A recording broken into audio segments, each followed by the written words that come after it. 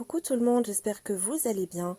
Aujourd'hui, on se retrouve pour une nouvelle recette, celle de la purée de pommes de terre, accompagnée de petites boulettes de viande hachée et d'une petite sauce à la crème.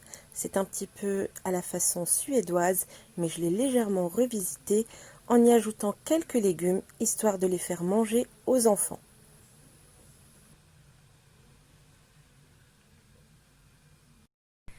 Alors pour ce plat, il nous faudra 2 kg de pommes de terre spéciale purée. J'y ajouterai un petit morceau de beurre et du lait, mais ça c'est en fonction de la consistance désirée.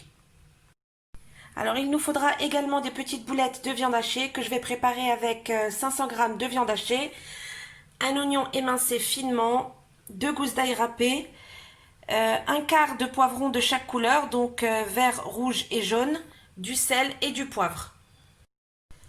Ensuite, on va préparer une petite sauce. Donc pour cela, il nous faudra un petit peu d'huile d'olive. Il nous faudra également 3 briques de crème liquide, du sel, du poivre et 4 petites gousses d'ail. Alors j'ai coupé mes pommes de terre en petits cubes pour que la cuisson aille plus rapidement. J'ai couvert mes pommes de terre d'eau, j'ai salé. Et là, je vais faire cuire 15 minutes au Cookéo sous pression. Si vous utilisez une marmite classique, il faudra adapter le temps de cuisson. Alors pendant le temps de cuisson des pommes de terre, je vais préparer les petites boulettes de viande hachée. Pour cela, j'ai salé et poivré la viande hachée. Je vais y ajouter simplement les poivrons, les oignons et l'ail et je vais bien mélanger. Les boulettes de viande hachée sont prêtes. Je vais pouvoir passer à la cuisson. Donc j'ai fait chauffer une poêle. Je vais y ajouter un petit peu d'huile d'olive et faire saisir mes petites boulettes.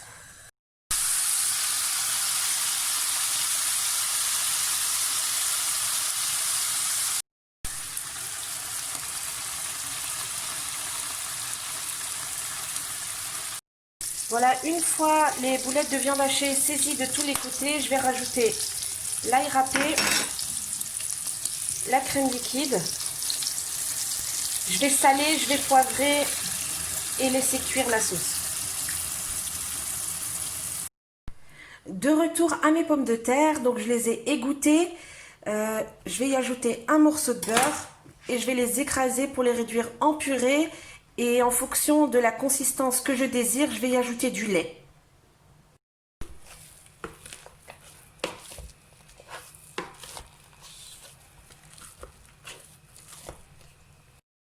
Alors maintenant que j'ai bien écrasé mes pommes de terre, c'est le moment de rajouter du lait. On va rajouter petit à petit jusqu'à obtenir la consistance que l'on veut.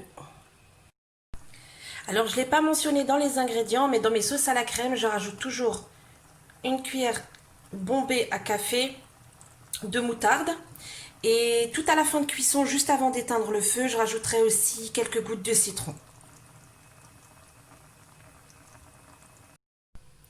Alors ma purée, elle est prête. Elle a la consistance comme on aime. La sauce aussi, elle est prête. Il n'y aura plus qu'à dresser.